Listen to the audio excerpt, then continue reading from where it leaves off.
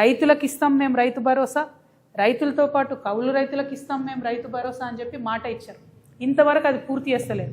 రైతులకు కౌలు రైతులకు కలిపి పెట్టాలంటే 25,000 కోట్ల రూపాయలు సపరేట్ హెడ్ కింద పెట్టాలనేది నేను డిమాండ్ చేస్తూ ఉన్నా. రైతు కూలీలకు ఏదైతే సంవత్సరానికి 12,000 రూపాయలు ఇస్తామన్నారో దానికి 10,000 కోట్లు అవుతుంది, అది కూడా బడ్జెట్లో పెట్టాలని నేను డిమాండ్ చేస్తున్నా. అన్నిటికన్నా మించేందంటే ఇవాళ ఆల్రెడీ ఫిబ్రవరి, యాసంగికి సంబంధించి ఇంతవరకు రైతు భరోసా రాలేదు. తక్షణమే రైతు భరోసా నిధులు విడుదల చేయాలని నేను ప్రభుత్వాన్ని డిమాండ్ చేస్తున్నా. మరి ఈ సందర్భంగా ఒక మాట ప్రజలందరికీ గుర్తు చేయాలి. నిన్న మొన్న రేవంత్ రెడ్డి గారు చాలా దగ్గర సభలలో ఒక మాట చెప్పారు, మేము రైతు రుణమాఫీ 100% చేసినామని చెప్పారు. చేయలే. మీరేం చేసిండ్రు? మొదలు మీ అంతటా మీరే ప్రభుత్వం నుంచి 44,000 కోట్లు అయితే రైతు రుణమాఫీ అవుతుందని చెప్పారు. కానీ చేసింది ఎంత? 21,000 కోట్ల రూపాయలు. కానీ క్యాబినెట్ డెసిషన్ చేసింది ఎంత? 28,000 crores. అంటే 28,000 కోట్లు రైతు రుణమాఫీ చేయాలని క్యాబినెట్ చెప్తే మీరు చేసింది 21 కోట్లు. పైగా ముఖ్యమంత్రి గారు ఏమాత్రం మొహమాటం లేకుండా నేను 100% రుణమాఫీ చేసిన అంటారు. నేను ముఖ్యమంత్రి గారికి ఛాలెంజ్ విసురుతా ఉన్నా, మీ మహబూబ్ నగర్ పోదామా, మా నిజామాబాద్ వస్తారా, లేకపోతే హైదరాబాద్లో సెక్రటేరియట్కి మమ్మల్ని రమ్మంటారా? జాగృతి వల్ల వస్తాం, రుణమాఫీ కానీ రైతులందరినీ తీసుకొని వస్తాం. ఖచ్చితంగా మీరు 50% మంది రైతులకు రుణమాఫీ చేయలేదు. ప్రతి జిల్లాలో ప్రతి చోట ఎక్కడికి పోయినా రైతులు బాధపడతా ఉన్నారు. నిజంగా మీకు చిత్తశుద్ధి ఉంటే ఆ ఏదైతే మిగతా 50% మందికి రుణమాఫీ కాలేదో ఈ బడ్జెట్లో పెట్టి రుణమాఫీ చేయండి. ఎగ్గొట్టకండి దయచేసి రైతులకు. రైతన్నలు ఇబ్బందిలో ఉన్నారు. ఇప్పటికే మీరు యూరియా కూడా ఇవ్వలేని పరిస్థితులలో, మేనేజ్ చేయలేని పరిస్థితుల్లో రైతులు ఇబ్బంది పెడుతున్నారు. ఇది కరెక్ట్ కాదు. ముఖ్యమంత్రి గారు నిజాలు చెప్పండి ఇప్పటికన్నా అని చెప్పి మేము వారికి హెచ్చరిక చేస్తూ ఉన్నాం. అదేవిధంగా విద్యార్థులకు సంబంధించి నిజంగా ఈ ప్రచార సరళి వింటే నాకేమనిపించిందంటే సర్పంచ్ ఎన్నికలు లెక్క మున్సిపల్ ఎన్నికలు కూడా పార్టీ గుర్తు లేకుండా జరిగితే బాగుంటుందేమో. ఎందుకంటే బీజేపీ జాతీయ అధ్యక్షుడు వచ్చిండు మహబూబ్నగర్కి ప్రచారానికి. కానీ ఇప్పటికి కూడా మహబూబ్ నగర్లో 2 నుంచి 3 రోజులకు ఒకసారి కూడా మంచినీళ్ళు రానటువంటి పరిస్థితి ఉన్నది. కానీ ముఖ్యమంత్రి గారు ఆ విషయం మాట్లాడలేదు, బీజేపీ జాతీయ అధ్యక్షుడు గారు ఆ విషయం మాట్లాడలేదు. మహబూబ్ నగర్లో ఒక 30 ఏళ్ల కిందనే 3 సిటీ బస్సులు తిరిగేటి, ఊరంతా తిరిగేది, పొద్దంతా తిరిగేది. ఆటోలకు ఇబ్బంది లేకుండా మంచిగా ప్రజలు బస్సు ఎక్కి పబ్లిక్ ట్రాన్స్పోర్ట్ వాడుకునే పరిస్థితి ఉండే. ముఖ్యమంత్రి గారు ఆ విషయం ఎప్పుడు మాట్లాడారు. అట్లనే మహబూబ్నగర్లో ఉండే బస్ స్టాండ్ ఉంటుంది, అది మహబూబ్నగర్ అని కాదు నేను అనేది, ప్రతి మున్సిపాలిటీలో ప్రతి మున్సిపల్ కార్పొరేషన్లో కూడా బస్ స్టాండ్లు కూడా బాగలేవు. ఇక గవర్నమెంట్ స్కూళ్ళు మున్సిపాలిటీలలో ఉన్నాయైతే కేవలం ప్రైవేట్ స్కూళ్ళకు విద్యార్థులను పంపించడానికి ఉన్నట్టుగా ఉంటాయి తప్పితే ఎందుకు కూడా అవి పనికిరావు. పిల్లలు తక్కువ, పంతులు ఎక్కువ ఉంటారు. చాలా విచిత్రమైన పరిస్థితి ఉంటుంది పట్టణాలలో ఉన్న గవర్నమెంట్ స్కూల్స్. అదేవిధంగా బస్తీ దవాఖానాలు, వాటి మీద నేనైతే ముఖ్యమంత్రి గారు మున్సిపల్ మంత్రి అయినప్పటి నుంచి ఇప్పటి వరకు కూడా ఎన్నడూ బస్తీ దవాఖానాల మీద రివ్యూ చేసిన పాపన పోలేదు, కనపడలేదు. దారుణంగా ఉన్నాయి బస్తీ దవాఖానాలు. కనీసం ఒక గోళీ కూడా లేనటువంటి పరిస్థితి, డాక్టర్లు లేనటువంటి పరిస్థితి ఉంది. ఆ ఇష్యూ మీద డిస్కషన్ జరగలేదు. అట్లనే అన్నిటికన్నా మేజర్ ఇష్యూ ఇవాళ డ్రైనేజ్ది. చెత్త గుట్టలుగా చెత్త పేరుకపోయింది ప్రతి మున్సిపాలిటీలో, ప్రతి మున్సిపల్ కార్పొరేషన్లో. దాని గురించి మాట్లాడారు. మొన్న మేము ముఖ్యమంత్రి గారి సొంత జిల్లా ఆమన్గల్ పోతే పట్టణంలో చెత్త గుట్ట ఉన్నది. దాన్ని తీసేయమని ఆ ఎమ్మెల్యే గారు రిక్వెస్ట్ చేస్తున్నారు, మాలాంటి వాళ్ళం రిక్వెస్ట్ చేసినాం. ఇంతవరకు కనీసం పట్టణంలో పట్టింపు లేనటువంటి పరిస్థితి ఉంది. అంటే అసలు అంశాలన్నీ పక్కకు పెట్టి మరి కేవలం ఎన్నికల్లో పార్టీలను తిట్టుకోవడం, వ్యక్తులను తిట్టుకోవడం ప్రచారాలు జరిగినాయి. ఇంకా అన్నిటికన్నా ఎక్కువ మున్సిపాలిటీలలో రిటైర్డ్ ఎంప్లాయీస్ చాలామంది ఉంటారు. మనం కరీంనగర్లో మొన్న చూసినాం, రిటైర్డ్ ఎంప్లాయీ ఒకరు బోర్డు పెట్టారు, మమ్మల్ని నాయకులు ఓట్లు అడగకండి, మాకు ఇంతవరకు రిటైర్మెంట్ బెనిఫిట్లు రాలేదు అని. నిజంగా పట్టణాలలో ఉండే బుద్ధిజీవులను నేను అప్పీల్ చేస్తూ ఉన్నాను, దయచేసి మంచి వాళ్ళని ఎన్నుకోండి. ఈ పార్టీ ఆ పార్టీ అని కాదు, వస్తే హంగ్ వస్తుంది మున్సిపాలిటీ, ఇబ్బంది ఏం లేదు. ఎందుకంటే మున్సిపాలిటీలో ఒక దగ్గర బీజేపీ బీఆర్ఎస్ దోతి చేస్తున్నారు, ఒక దగ్గర బీజేపీ కాంగ్రెస్ కలిసి ప్యానెల్ చేస్తున్నారు, రకరకాల అరేంజ్మెంట్స్లో ప్యానెల్స్ అవుతున్నాయి. నష్టమేం లేదు. మంచి వాళ్ళని ఎన్నుకోండి దయచేసి. అవకాశం ఉన్న కాడ మా సింహం గుర్తు మీద నిలబడ్డోళ్ళకు అక్కడ కూడా ఓట్లేయండి. ఎందుకంటే మున్సిపల్ ఎన్నికలంటే లోకల్ ఇష్యూస్ మీద డిస్కషన్ జరగాలి, లోకల్ పని చేసే వాళ్ళు కావాలి. కాబట్టి నేను మిమ్మల్ని అప్పీల్ చేస్తూ ఉన్నాను. ఇక విచిత్రమైన విషయం ఏంటంటే కాంగ్రెస్ ప్రభుత్వం వచ్చినప్పటి నుంచి ఇప్పటి వరకు ఇన్ని మున్సిపాలిటీలు ఉంటే, ఇప్పుడు ఎన్నికలకు పోతున్నాయి 116 మున్సిపాలిటీలు, 7 కార్పొరేషన్లు ఉంటే కేవలం ఒకే ఒక్క మున్సిపాలిటీకి అండర్ గ్రౌండ్ నిధులు మంజూరైనాయి. గెస్ చేయండి ఏ మున్సిపాలిటీ అయి ఉంటుంది అది? ముఖ్యమంత్రి గారికి గుంటనక్క గారికి ఉన్న సంబంధంతో కేవలం సిద్దిపేటకు మాత్రం అండర్ గ్రౌండ్ డ్రైనేజ్ మంజూరైంది. అంటే ఏందన్నట్టు ఇది? కాంగ్రెస్ ప్రభుత్వం ఉన్నా వారికే పనులు అవుతాయి, బీఆర్ఎస్ ప్రభుత్వం ఉన్నా వారికే పనులు అయితే చాలా వెరైటీగా ఉంది. ఇది నేను ప్రజలకు తెలవాలని చెప్తా ఉన్నా. సరే సిద్దిపేటలో ఎన్నికలు లేవులే కానీ మంజూరు మాత్రం ఆ ఒకటే చోట అయింది. దీని సంగతి ఏందో దీని ఆంతర్యం ఏందో మరి ముఖ్యమంత్రి గారే మనకు చెప్పాలి. ఇది పక్కన పెడితే మరి బడ్జెట్ సమావేశాలు రాబోతూ ఉన్నాయి ఫిబ్రవరి 26వ తారీఖు నుండి. ఈ బడ్జెట్ ఎందుకు ఇంపార్టెంట్ అంటే ఈ ఒక్క బడ్జెటే కాంగ్రెస్ ప్రభుత్వం ఇచ్చినటువంటి వాగ్దానాలను నిలుపుకునే అవకాశం ఉన్నటువంటి బడ్జెట్. ఒక గుణాత్మకమైనటువంటి మార్పు తెలంగాణ సమాజంలో తీసుకురావడానికి అవకాశం ఉన్నటువంటి బడ్జెట్. నెక్స్ట్ బడ్జెట్కి వచ్చేసరికి ఎన్నికల ప్రెషర్ ఉంటుంది, ఎన్నికల ఒత్తిడి ఉంటుంది. ఒకవేళ 2028 డిసెంబర్లో ఎన్నికలు ఉన్నా, 2029 మేలో ఎన్నికలు ఉన్నా తప్పకుండా ఒత్తిడి ప్రభుత్వం మీద ఉంటుంది. ఎలక్షన్ ఇయర్ బడ్జెట్ లాగా ఉంటుంది నెక్స్ట్ ఇయర్. కాబట్టి ఈ బడ్జెట్లో నేను కొన్ని డిమాండ్స్ చేయదలుచుకున్నాను గౌరవ ముఖ్యమంత్రి గారిని. ఎందుకంటే పోయిన సంవత్సరం వాళ్ళు పెట్టినటువంటి బడ్జెట్ చూస్తే మొత్తం ట్యాక్స్ రెవెన్యూ ఏదైతే ఉందో అది మన తెలంగాణ భూములు అమ్మడం ద్వారా 7,000 కోట్ల రూపాయలు సంపాదించుకున్నారు. సంపద సృష్టించడంలో మాత్రం అసలే దృష్టి పెడతలేరు. దానివల్ల ఏమవుతుందంటే రెవెన్యూ డెఫిసిట్ ఏదైతే ఉంటుందో అది బీభత్సంగా పెరుగుతుంది. -9,000 కోట్లకు వెళ్ళిపోయింది ఇప్పటి వరకు. డిసెంబర్ వరకు ఇది అఫీషియల్గా ప్రభుత్వం ఇచ్చినటువంటి డాక్యుమెంట్. ఇందులో నా యొక్క కల్పన ఏమీ లేదు, వాస్తవిక విషయాలు నేను చెప్తా ఉన్నాను. అంటే ఒక పక్క సంపద సృష్టించకుండా ఇంకొక పక్క ఆల్రెడీ మనకున్నటువంటి ఆస్తులు నమ్ముకుంటా ఉన్నారు. సరే అట్లా చేసింది అనుకుందాం, మరి కనీసం ఆ డిస్బర్స్మెంటు ఆ డబ్బు అనేటటువంటిది పేదవాళ్ళకు పోవాలి, వెల్ఫేర్ కోసం పోవాలి, కొన్ని మంచి అంశాల మీద క్యాపిటల్ ఎక్స్పెండిచర్ కింద పోవాలి. అది కూడా జరగడం లేదు. ఏదైతే వీళ్ళు పేదవాళ్లకు వెల్ఫేర్కి పెన్షన్కి పోయిన బడ్జెట్లో 1,21,000 కోట్లు పెడతామని చెప్పినరో దాంట్లో డిసెంబర్ వరకు కేవలం 55,000 కోట్లు మాత్రమే ఖర్చు చేయడం జరిగింది. అందుకే మనకు రావాల్సిన పెన్షన్లు వస్తలేవు, అందుకే మనకు రావాల్సిన నిండ్లు వస్తలేవు, అందుకే జరగాల్సినటువంటి అభివృద్ధి పనులు కానీ వెల్ఫేర్ పనులు కానీ జరగడం లేదు. అది కాకుండా ఏంటి, అప్పులు బీభత్సంగా అప్పులు తీసుకొస్తూ ఉన్నారు. ఇంకో పక్క చాలా పెద్ద ఎత్తున అంటే వాళ్ళ అంచనాలకు మించి 122% అప్పులు తీసుకురావడం జరిగింది. ఇవన్నీ ఒకటైతే కాంట్రాక్టర్లకు మాత్రం ఏదైతే అంచనాలు పెట్టుకున్నారో 36,000 కోట్లు పే చేయాలని దాన్ని మించి 42,000 కోట్ల పైచులకు కాంట్రాక్టర్లకు పే చేశారు. అంటే సంక్షేమ పథకాలకేమో తక్కువ పే చేస్తున్నారు, వాళ్ళ కమిషన్లు వచ్చేదానికి మాత్రం ఎక్కువ పే చేస్తూ ఉన్నారు. ఈ డాక్యుమెంట్ అంతా కూడా నేను కూడా మీకు ప్రెస్ మిత్రులతో పంచుకుంటా. అంటే లాస్ట్ సంవత్సరం వాళ్ళు చెప్పినటువంటి బడ్జెట్లో డిసెంబర్ వరకు 9 నెలలు లెక్కేసుకుంటే ఇంకొక క్వార్టర్ మిగిలింది అనుకుంటే ఈ 9 నెలల్లో వాళ్ళు పేదవాళ్ళకు తగ్గిస్తున్నారు, పెద్దవాళ్ళకు డబ్బులు ఇస్తున్నారు, ఉన్న ఆస్తిని అమ్ముతున్నారు, కొత్త ఆస్తిని సృష్టిస్తలేరు. ఇటువంటి సందర్భంలో కూడా మరి వచ్చే బడ్జెట్ పోయినసారి బడ్జెట్ 3,04,000 కోట్లకు పెట్టిండ్రు. మరి ఈసారి బడ్జెట్ నేను అనుకోవడం ఇంకొక 25,000-30,000 కోట్లు పైచిలకు పెడతారేమో అని అనుకుంటున్నా. ఆ బడ్జెట్లో తెలంగాణ జాగృతి తరఫున మేము కొన్ని అంశాలను డిమాండ్ చేయదలుచుకున్నాం. ప్రధానంగా ఏంది అని అంటే కామారెడ్డి డిక్లరేషన్లో ఏదైతే బీసీలకు సంవత్సరానికి 20,000 కోట్లు ఇస్తామని చెప్పినారో ఆ 20,000 కోట్లు ఖచ్చితంగా బడ్జెట్లో పెట్టాలనేటటువంటిది మా మొదటి డిమాండ్. రెండవ డిమాండు ఇవాళ అవ్వాతాతలు కావచ్చు, ఆడబిడ్డలు కావచ్చు, వికలాంగులు కావచ్చు, మీరు పెన్షన్లు డబుల్ చేస్తామనేది అయితే చెప్పారో దానికోసం ఎదురు చూస్తున్నటువంటి సందర్భం ఉంది. కాబట్టి ఖచ్చితంగా ఆ పెన్షన్లన్నిటికీ కలిపి 35,000 కోట్ల రూపాయలు బడ్జెట్లో పెట్టాలని చెప్పి మేము డిమాండ్ చేస్తూ ఉన్నాం. అట్లానే ఇప్పటి వరకు ముఖ్యమంత్రి గారు ఎక్కడికి పోయినా మాట చెప్తున్నారు, మేము ఇందిరమ్మ ఇల్లు కట్టినాం అని చెప్పి. కానీ ఇవాళ మున్సిపల్ ఎన్నికలు జరుగుతున్న నేపథ్యంలో పట్టణ ప్రాంత ప్రజలకు నేను గుర్తు చేస్తూ ఉన్నా, పట్టణ ప్రాంతాల్లో ఉండే పేదవారికి గుర్తు చేస్తూ ఉన్నా.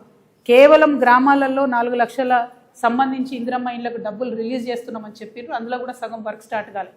కానీ పట్టణాలలో మాత్రం ఒక్క రూపాయి కూడా ఇందిరమ్మ ఇళ్లకు ఇవ్వలేదు. సో నేను డిమాండ్ చేస్తూ ఉన్నా, మీరు ఈ 26వ తారీఖు తర్వాత పెట్టే బడ్జెట్లో మీరు పేదవాళ్ళకి ఏదైతే ఇండ్లు 22 లక్షల ఇండ్లు కడతామని ఒక లక్ష్యం పెట్టుకున్నారో అది పూర్తి కావాలంటే ఈ సంవత్సరం 8 లక్షల ఇండ్లకు 25,000 కోట్ల రూపాయలు ఖచ్చితంగా బడ్జెట్లో పెట్టాలని తెలంగాణ జాగృతి తరఫున డిమాండ్ చేస్తూ ఉన్నాం. అట్లానే ఉద్యమకారులకు మీరు ఏదైతే మాట ఇచ్చారో 250 గజాల భూమి ఇస్తా అని చెప్పి ఆ మాటకు కట్టుబడి దానికి సంబంధించిన ప్రావిజన్స్ని ఖచ్చితంగా బడ్జెట్లో పెట్టాలని నేను డిమాండ్ చేస్తూ ఉన్నా. అమరవీరుల కుటుంబాలకు 25,000 రూపాయల పెన్షన్ ఇస్తామని మీరు ఏదైతే చెప్పారో దానికి సంబంధించినటువంటి ఒక అంశాన్ని బడ్జెట్లో చేర్చాలని నేను డిమాండ్ చేస్తూ ఉన్నా.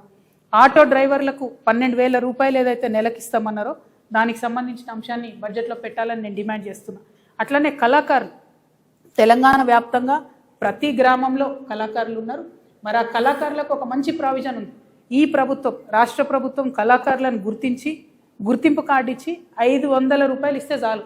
కేంద్ర ప్రభుత్వం నుంచి 5,500 రూపాయలు వచ్చే పథకం ఉన్నది.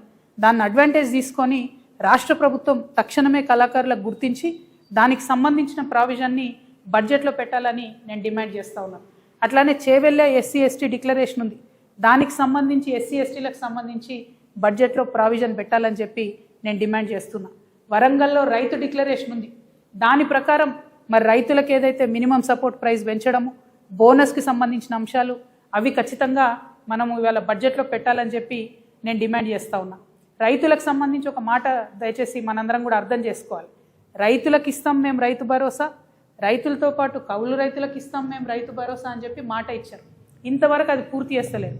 రైతులకు కౌలు రైతులకు కలిపి పెట్టాలంటే 25,000 కోట్ల రూపాయలు సపరేట్ హెడ్ కింద పెట్టాలనేది నేను డిమాండ్ చేస్తూ ఉన్నా. రైతు కూలీలకు ఏదైతే సంవత్సరానికి 12,000 రూపాయలు ఇస్తామన్నారో దానికి 10,000 కోట్లు అవుతుంది, అది కూడా బడ్జెట్లో పెట్టాలని నేను డిమాండ్ చేస్తున్నా. అన్నిటికన్నా మించి ఏంటంటే ఇవాళ ఆల్రెడీ ఫిబ్రవరి, యాసంగికి సంబంధించి ఇంతవరకు రైతు భరోసా రాలేదు. తక్షణమే రైతు భరోసా నిధులు విడుదల చేయాలని నేను ప్రభుత్వాన్ని డిమాండ్ చేస్తున్నా. మరి ఈ సందర్భంగా ఒక మాట ప్రజలందరికీ గుర్తు చేయాలి. నిన్న మొన్న రేవంత్ రెడ్డి గారు చాలా దగ్గర సభలలో ఒక మాట చెప్పారు, మేము రైతు రుణమాఫీ 100% చేసినామని చెప్పారు. చేయలే. మీరేం చేసిండ్రు? మొదలు మీ అంతటా మీరే ప్రభుత్వం నుంచి 44,000 కోట్లు అయితే రైతు రుణమాఫీ అవుతుందని చెప్పారు. కానీ చేసింది ఎంత? 21,000 కోట్ల రూపాయలు. కానీ క్యాబినెట్ డెసిషన్ చేసింది ఎంత? 28,000 crores. అంటే 28,000 కోట్లు రైతు రుణమాఫీ చేయాలని క్యాబినెట్ చెప్తే మీరు చేసింది 21 కోట్లు. పైగా ముఖ్యమంత్రి గారు ఏమాత్రం మొహమాటం లేకుండా నేను 100% రుణమాఫీ చేసిన అంటారు. నేను ముఖ్యమంత్రి గారికి ఛాలెంజ్ విసురుతా ఉన్నా, మీ మహబూబ్ నగర్ పోదామా, మా నిజామాబాద్ వస్తారా, లేకపోతే హైదరాబాద్లో సెక్రటేరియట్కి మమ్మల్ని రమ్మంటారా? జాగృతి వల్ల వస్తాం, రుణమాఫీ కానీ రైతులందరినీ తీసుకొని వస్తాం. ఖచ్చితంగా మీరు 50% మంది రైతులకు రుణమాఫీ చేయలేదు. ప్రతి జిల్లాలో ప్రతి చోట ఎక్కడికి పోయినా రైతులు బాధపడతా ఉన్నారు. నిజంగా మీకు చిత్తశుద్ధి ఉంటే ఆ ఏదైతే మిగతా 50% మందికి రుణమాఫీ కాలేదో ఈ బడ్జెట్లో పెట్టి రుణమాఫీ చేయండి. ఎగ్గొట్టకండి దయచేసి రైతులకు. రైతన్నలు ఇబ్బందిలో ఉన్నారు. ఇప్పటికే మీరు యూరియా కూడా ఇవ్వలేని పరిస్థితులలో, మేనేజ్ చేయలేని పరిస్థితుల్లో రైతులు ఇబ్బంది పెడుతున్నారు. ఇది కరెక్ట్ కాదు. ముఖ్యమంత్రి గారు నిజాలు చెప్పండి ఇప్పటికన్నా అని చెప్పి మేము వారికి హెచ్చరిక చేస్తూ ఉన్నాం. అదేవిధంగా విద్యార్థులకు సంబంధించి ఫీ రియంబర్స్మెంట్ 11,000 కోట్లు బకాయిలు ఉన్నాయి. నేను పదే పదే చెప్తూ వచ్చిన, ఈ ఫీ రియంబర్స్మెంట్ డబ్బులు ఇవ్వకపోతే అందరికన్నా ఎక్కువ బాధపడేది మా ఆడబిడ్డలు. ఆడపిల్లలు చదువు అనిపించి ఇంట్లో కూర్చోబెడతారు. కాబట్టి రిక్వెస్ట్ చేస్తూ ఉన్నాం, మేము రాష్ట్ర ప్రభుత్వాన్ని డిమాండ్ చేస్తూ ఉన్నాం, 11,000 కోట్లు వన్ టైం మీరు ఫీ రియంబర్స్మెంట్ ఇవ్వండి. ఇచ్చి తర్వాత మంత్లీ ఇస్తారా, క్వార్టర్లీ ఇస్తారా, ఒక క్యాలెండర్ ఇవ్వండి. కానీ ఇవ్వండి. ఇబ్బంది అవుతుంది విద్యార్థులకు. చిన్న విద్యా సంస్థలు మూతపడిపోతున్న పరిస్థితి ఉంది. కాబట్టి 11,000 కోట్లు ఫీ రియంబర్స్మెంట్ ఇవ్వాలని చెప్పి నేను డిమాండ్ చేస్తూ ఉన్నా. ఈ ఆర్టీసీ కార్మికులకు సంబంధించి నిన్న మళ్ళా ముఖ్యమంత్రి గారు అబద్ధం చెప్పారు, 50,000 మంది కార్మికులు ఉన్నారని చెప్పారు. దారుణం ఏంటంటే తెలంగాణ రాకముందు 52,000 మంది కార్మికులు ఆర్టీసీలో ఉంటే 10 ఏళ్ళ బీఆర్ఎస్ 2 ఏళ్ళ కాంగ్రెస్ కలిసి ఇప్పుడు అది 32,000 మందికి వచ్చింది. అంటే 20,000 మందిని ఫోర్స్ చేసి ఉద్యోగాలు మాన్పించారు ఆర్టీసీ వాళ్ళను. వీఆర్ఎస్ ఇచ్చిర్రు, రకరకాల ఇబ్బందులు ఇచ్చిర్రు. 10 రూపాయలు టికెట్ కొట్టకపోతే కండక్టర్లు తీసేసినటువంటి పరిస్థితులు చాలా ఉన్నాయి. ఇప్పుడున్నటువంటి పరిస్థితుల్లో మొన్న జగిత్యాల్లో ఒక ఎగ్జాంపుల్ జరిగింది. ఒక బస్సులో 170 మంది ఎక్కిరు ఫ్రీ బస్సు పెట్టిన తర్వాత. వెనక 2 టైర్లు ఊడిపోయినాయి. దేవుడి దయ వల్ల ఏం పెద్ద ప్రమాదం జరగలేదు. కానీ కండక్టర్ సస్పెండ్ చేస్తారు. ఇట్లాంటి ఇన్సిడెంట్స్ ఏం చేస్తాడు కండక్టరు, డ్రైవరు? మీకుండాల చిత్తశుద్ధి. ఆర్టీసీని దయచేసి రాష్ట్ర ప్రభుత్వంలో విలీనం చేయాలి, ఆ ప్రక్రియను ప్రారంభించాలి. ఎట్ ద సేమ్ టైం మీరు ఏదైతే ఎలక్ట్రిక్ బస్సులు పెడతామంటున్నారో ఆలోచన మంచిదే, కానీ ఆ పెట్టే ప్రతి ఎలక్ట్రిక్ బస్సులో మా ఆర్టీసీ అన్ననే డ్రైవర్గా ఉండాలి, ప్రైవేట్ వాళ్ళు ఉండడానికి వీలు లేదు. ఆ విషయాన్ని పాటించకుండా ప్రభుత్వం ఆర్టీసీకి ద్రోహం చేస్తున్నది. కండక్టర్లను, డ్రైవర్లను ప్రైవేట్ వాళ్ళని పెడుతున్నది. అది కరెక్ట్ కాదు. ఖచ్చితంగా ఆర్టీసీని విలీనం చేయాలి, కార్మికుల యొక్క ఉపాధిని కాపాడాలని చెప్పి నేను ముఖ్యమంత్రి గారికి డిమాండ్ చేస్తూ ఆర్టీసీ విలీన ప్రక్రియలను ఇప్పటి బడ్జెట్లో ప్రస్తావించాలని చెప్పి నేను డిమాండ్ చేస్తూ ఉన్నాను. అదేవిధంగా మహిళలకు ఏదైతే 25,000 ఇస్తామన్నారో దానికి సంబంధించి ఇంతవరకు ఊసిలేదు. మా ఆడబిడ్డలకు ఏదైతే స్కూటీ ఇస్తామన్నారో దానికి సంబంధించి ఇంతవరకు ఊసిలేదు. అదేవిధంగా మన తులం బంగారం ఏదైతే ఆడబిడ్డలకు ఇస్తామన్నారో దానికి సంబంధించి ఊసిలేదు. కాబట్టి ఈ బడ్జెట్లో మా ఆడబిడ్డలకు మీరు ప్రామిస్ చేసినటువంటి 2,500 స్కూటీ, తులం బంగారం వీటికి సంబంధించిన ప్రావిజన్ పెట్టాలని నేను డిమాండ్ చేస్తూ ఉన్నాను. అదేవిధంగా చాలా కీలకమైన అంశం, మన తెలంగాణ భవిష్యత్తుకు సంబంధించినటువంటి అంశం. మీరు ఎన్నికల్లో ఎన్నికై గద్దెనెక్కడానికి అత్యంత కీలకంగా ఉన్నటువంటి తెలంగాణ యువతకు సంబంధించినటువంటి అంశం. మీరు ఎన్ని ఉద్యోగాలు ఇస్తామన్నారు? మొదటి సంవత్సరంలో 2 లక్షలు ఇస్తామన్నారు. ఇప్పటి వరకు పాత ప్రభుత్వం ఇచ్చినటువంటి ఉద్యోగాలకే మీరు పత్రాలు ఇచ్చుకుంటూ తిరుగుతున్నారు. మీరు స్వతహాగా ఇచ్చినవి కేవలం 11,000 ఉద్యోగాలు. అంటే ఇంకా 1,89,000 ఉద్యోగాలు మీరు ఇవ్వాల్సి ఉంది, అది బాకీ ఉంది. ఈ బడ్జెట్లో నేను డిమాండ్ చేస్తూ ఉన్నాను, 1,89,000 ఉద్యోగాలకు సంబంధించి వాళ్ళని తీసుకుంటే ఎన్ని జీతాలు ఇవ్వాల్సి వస్తాయో ఆ అమౌంట్ని మీరు ఈ బడ్జెట్లో పెట్టండి. మీ యొక్క చిత్తశుద్ధిని నిరూపించుకోండి. జాబ్ క్యాలెండర్ ఇవ్వండి. ఏ నెలలో ఏ పరీక్ష పెడతారో పిల్లలకు క్లారిటీ ఇవ్వండి. ఇబ్బంది పడతా ఉన్నారు, ఆత్మహత్యలు చేసుకుంటా ఉన్నారు, కోర్టులకు పోయి కేసులు వేసి కొట్లాడుతూ ఉన్నారు. మీరు ఏదైతే ఎన్నికల ముందు ఏం చెప్పిండ్రు? బీఆర్ఎస్ పార్టీ ఉద్యోగాలు ఇవ్వలేదు పిల్లలకు అన్నారు, బీఆర్ఎస్ పార్టీ పరీక్షలు నిర్వహించలేదన్నారు. మరి మీరు చేస్తున్నది ఏంది ఇప్పుడు? ఆ విషయాన్ని ముఖ్యమంత్రి గారు గమనించి 1,89,000 మందికి సంబంధించి ఆ ప్రావిజన్ని బడ్జెట్లో పెట్టాలని చెప్పి నేను డిమాండ్ చేస్తూ ఉన్నాను. ఇట్లా ఒక్కొక్క అంశాన్ని బడ్జెట్లో చాలా స్ట్రాంగ్గా మేము స్టడీ చేసిన ప్రతి ఒక్క అంశాన్ని కూడా మేము ఖచ్చితంగా బట్టి విక్రమార్క గారు వారు ఆర్థిక శాఖ మంత్రి కాబట్టి జాగృతి తరఫున వారికి ఒక వినతి పత్రం కూడా మా అధ్యక్షుల వారు అందరూ కూడా వెళ్ళి ఇచ్చి రావడం జరుగుతుంది. బడ్జెట్లో రావాల్సినటువంటి అంశాల మీద మేము తప్పకుండా ఒక ముందడుగు వేస్తాం. దాంతోపాటు ముఖ్యమంత్రి గారిని మేము ఒక 3 డిమాండ్లు చేస్తూ ఉన్నాం. కేంద్ర ప్రభుత్వం ఏదైనా నిర్ణయం తీసుకున్నప్పుడు ఆ నిర్ణయం యొక్క ప్రభావం మన రాష్ట్ర ప్రజల మీద పడుతున్నప్పుడు ఈ రాష్ట్ర ముఖ్యమంత్రిగా మీరు స్పందించాలి. కానీ మీరు స్పందిస్తలేరు. దానికి 3 ఉదాహరణలు. లేబర్ కోడ్ మారితే ముఖ్యమంత్రి గారు ఎక్కడ మాట్లాడలేదు. 12వ తారీఖు నాడు బంద్ ఉంది, మొత్తం కూడా లేబర్ అంతా కూడా రోడ్ల మీదకి వస్తూ ఉన్నారు. ఆ బంద్కు జాగృతి సంపూర్ణంగా మద్దతు ప్రకటిస్తూ ఉన్నది. కానీ రాష్ట్ర ప్రభుత్వంగా రాష్ట్ర ముఖ్యమంత్రిగా మీరు ఈ లేబర్ కోడ్లను లేబర్ చట్టాలను వ్యతిరేకించాలని నేను డిమాండ్ చేస్తూ ఉన్నాను. రెండవది, బీసీ బిడ్డలకు సంబంధించి జనగణనలో కనీసం ఓబీసీ కాలం పెట్టకపోతే ఇంతవరకు ముఖ్యమంత్రి గారు స్పందించలేదు, కేంద్ర ప్రభుత్వానికి ఉత్తరం రాయలేదు. ఎందుకంత చిన్న చూపు మీకు బీసీలు అంటే? 42% బిల్లులు పెడుతున్నామని మోసం చేశారు. ఒక్కసారి కూడా అఖిలపక్షాన్ని మోడీ గారి దగ్గర తీసుకుపోలేదు. ఇప్పుడు ఓబీసీ కాలం లేకున్నా కూడా కనీసం మీరు మాట్లాడతలేరంటే మీరు కేంద్రానికి సహకరిస్తున్నారని బీసీ బిడ్డలు అనుకోవాల్సి వస్తుంది. కాబట్టి దీని మీద మీ స్టాండ్ ఏందో కేంద్రానికి ఉత్తరం రాయవలసిందిగా ముఖ్యమంత్రి గారు నేను డిమాండ్ చేస్తూ ఉన్నాను. ఇక చివరిది, అత్యంత పేదవాళ్లకు ఉపయోగపడేటటువంటి ఉపాధి హామీ పథకం, పువరెస్ట్ ఆఫ్ ద పువర్కి అందేటటువంటి పథకం, దానిలో 40% రాష్ట్రాలు పెట్టుకోవాలని కేంద్ర ప్రభుత్వం మన మీద బండరా ఎత్తేసింది. నిజానికి పెట్టుకోగలుగుతామా? రాష్ట్రాలు పెట్టుకోలేని పరిస్థితి ఉంది. అయినా ముఖ్యమంత్రి గారి కార్యాలయం నుంచి ఒక్క ఉత్తరం కూడా ఎందుకు రాయలేదు?